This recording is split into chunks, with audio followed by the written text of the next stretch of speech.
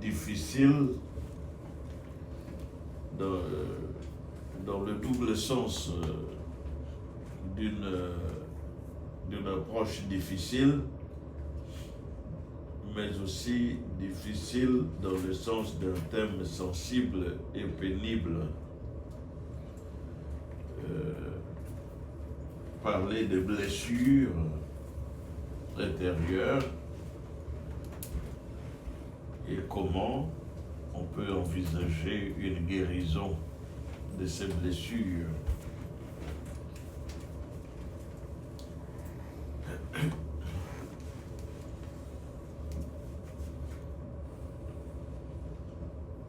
Mais c'est un thème important.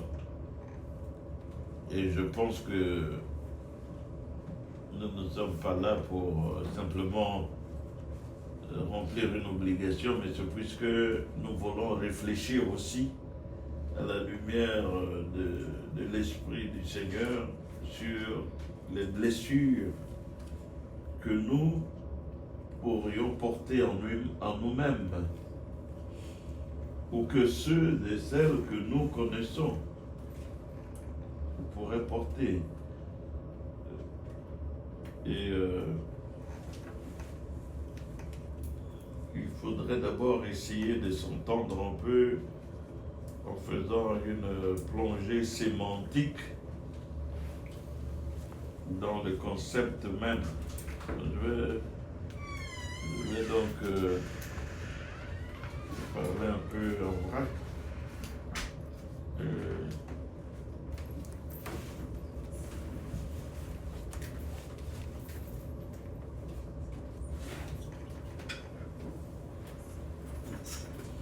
Il faut s'entendre un peu sur le thème, le concept même de blessure, que pour le besoin de la cause, nous allons distinguer de la plaie. Pour, on va dire, pour simplifier à l'extrême, pour le besoin de la cause, nous allons entendre plaie comme la fissure physiologique sur le corps externe, tandis que nous allons prendre la blessure, dans le sens ici, comme une blessure interne, une souffrance, une fissure interne, invisible à l'œil nu, tandis que la plaie peut être visible au regard. Nous allons prendre la blessure comme ce qui ne se voit pas, qui peut-être s'est vu à un moment donné, mais se recouverte. Et nous avons cru qu'elle était donc guérie ou cicatrisée, tandis que elle peut être en train de subir une putréfaction, un pourrissement au-dedans, attendant le moment de sa revanche, pour ainsi dire, de sa manifestation. Et nous allons essayer de faire cette présentation en nous basant, en partant de la sagesse populaire. Nous allons nous appuyer abondamment sur la sagesse populaire pour essayer de traiter ce thème pour qu'il ne soit pas très abstrait.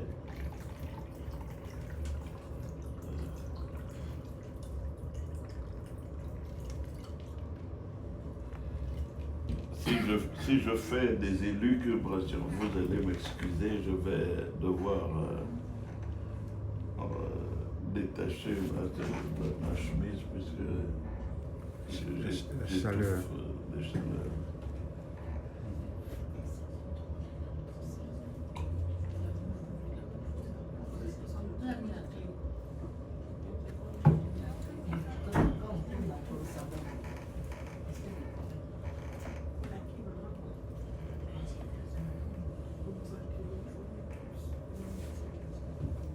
Je vais chaque fois évoquer un dicton de la sagesse populaire qui va nous aider. Je vais en énumérer un certain nombre et elles vont nous aider à pouvoir aborder un aspect ou l'autre de cette problématique.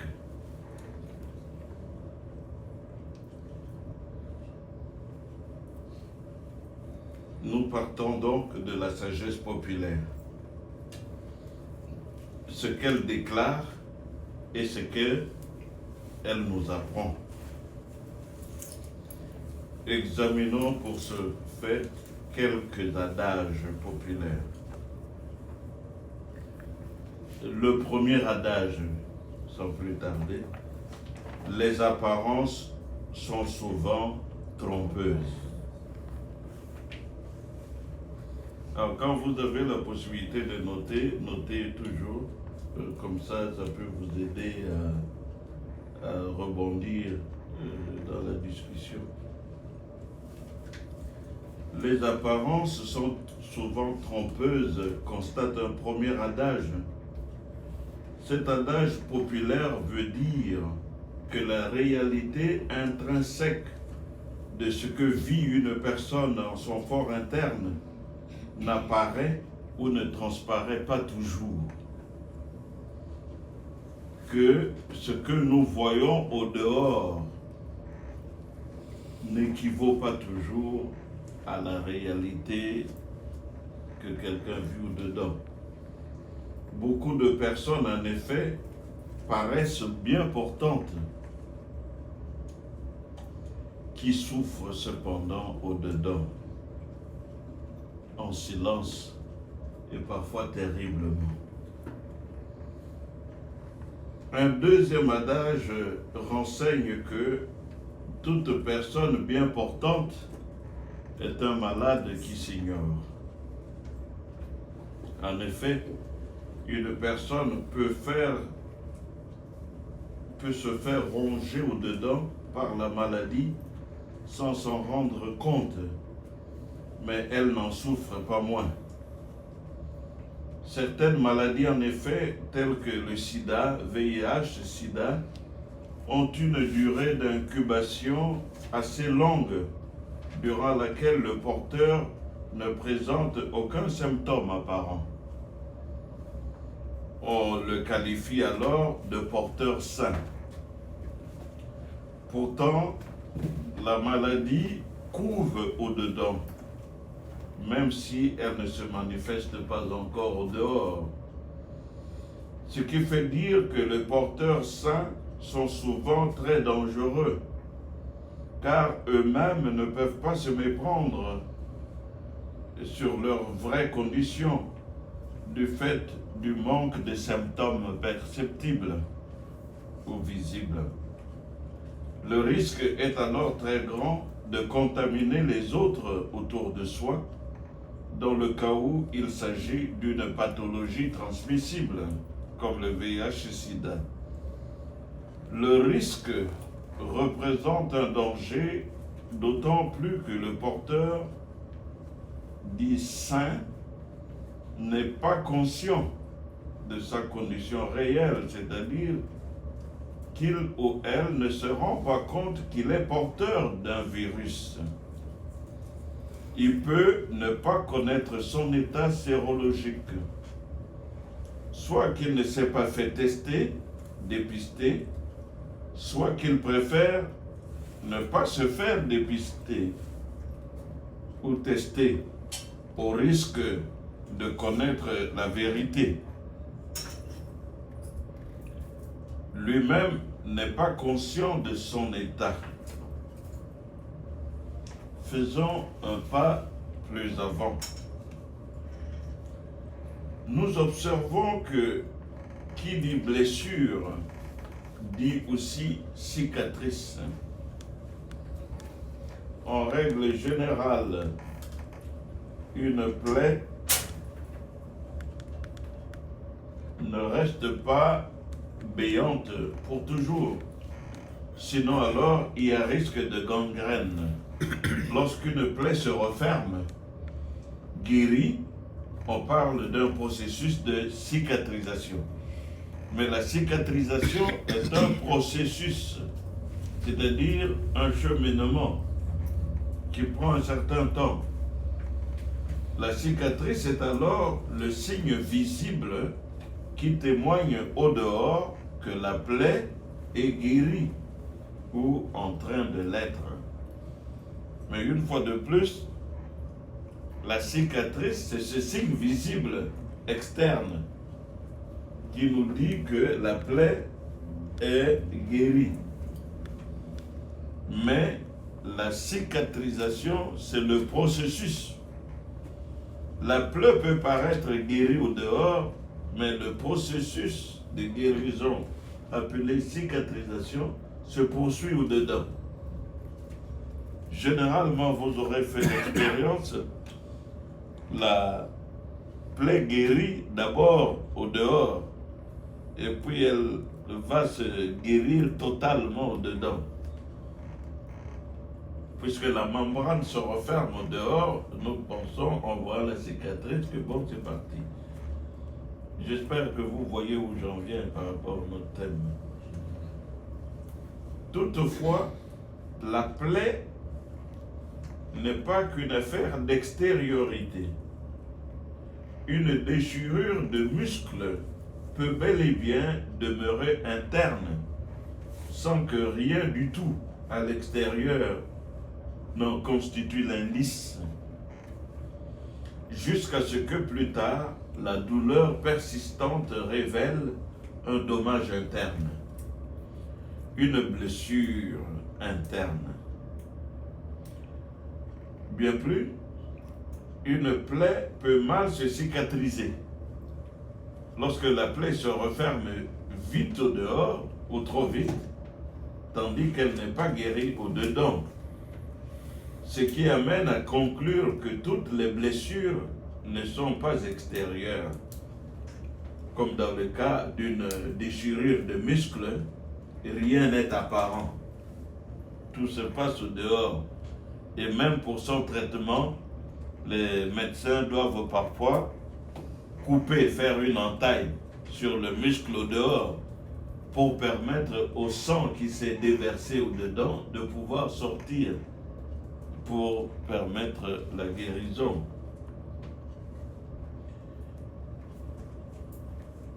Il y a des blessures internes, intérieures, comme il y a des blessures extérieures.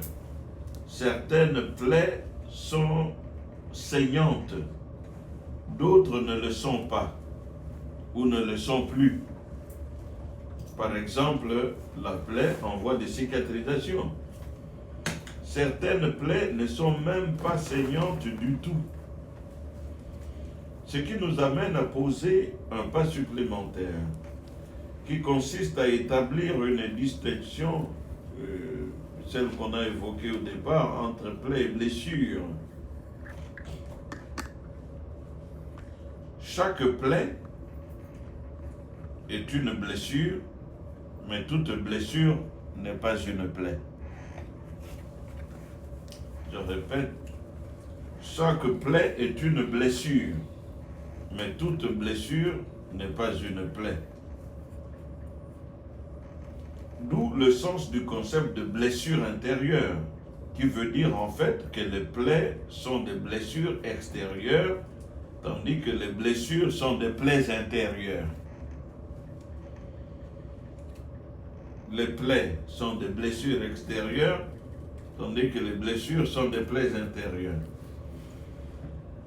S'il n'est pas pléonastique de parler de blessures extérieures, l'expression au sens où, du moins nous l'entendons ici, veut mettre en exergue la dimension psychologique de certains coups reçus ou infligés, de certaines situations subies, malgré nous, ou avec notre propre consentement, ou par erreur. Du fait de sa béance, de sa visibilité, donc de son extériorité, la plaie peut être plus facile à soigner que la blessure intérieure, laquelle peut demeurer longtemps cachée ou invisible à l'œil nu, donc difficile à détecter et difficile d'en certifier aussi la guérison ou le processus de cicatrisation. On peut en effet constater à l'œil nu qu'une plaie est en train de se cicatriser, donc de guérir, dès lors qu'elle se referme progressivement, sans putréfaction. Il n'y a pas de pus qui se forme. En revanche, il est malaisé d'attester de la guérison d'une blessure intérieure, parce qu'il s'agit principalement d'un processus intérieur qui a à voir avec le bien-être global d'un sujet. Or, le bien-être n'est pas facilement mesurable de manière objective ou évidente. Quand je dis que je me porte bien, cela veut-il dire que tous les aspects de mon être, de ma personne, se portent bien? Ou bien ça peut dire que la majeure partie de mon être se porte bien, même s'il y a toujours quelque chose qui cloche quelque part. Ou inversement, si je dis que je vais mal, est-ce que cela veut dire que tout en moi va mal? Pour tout compliquer, beaucoup d'êtres humains souffrent en silence.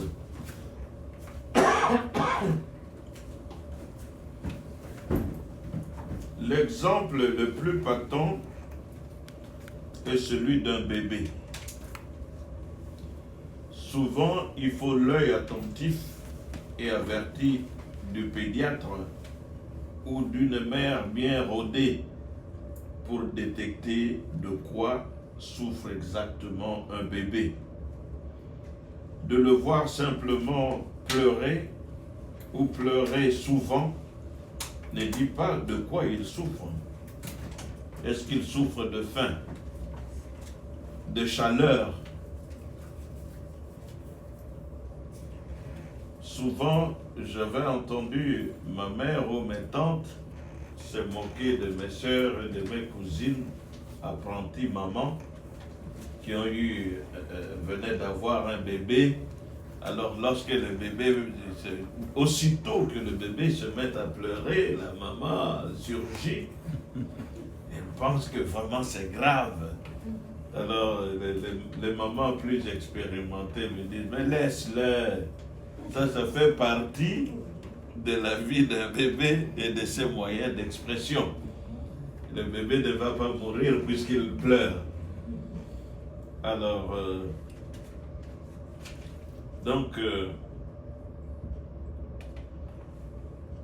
de le voir simplement pleurer ne veut pas dire, ne nous dit pas de quoi il souffre. Ça peut être simplement la faim, ça peut être qu'il a soif, qu'il a chaud, on le lave et puis c'est fini. Mais certains guérisseurs dans cette contrée d'Afrique équatoriale qui m'a vu naître, n'affirme-t-il pas qu'un enfant peut souffrir terriblement et pleurer tout le temps, aussi longtemps qu'il est à la recherche de son vrai nom? Vous me suivez? Certains guérisseurs traditionnels disent que quand un enfant a reçu un nom qui n'est pas son vrai nom, il va continuer à souffrir, à pleurer, à tomber malade, jusqu'à ce qu'on lui fasse le rite d'imposition de nom, où on lui dit que c'est tel ancêtre qui est revenu en cet enfant, donc le nom qu'il lui faut, c'est tel nom plutôt que celui que vous lui avez donné.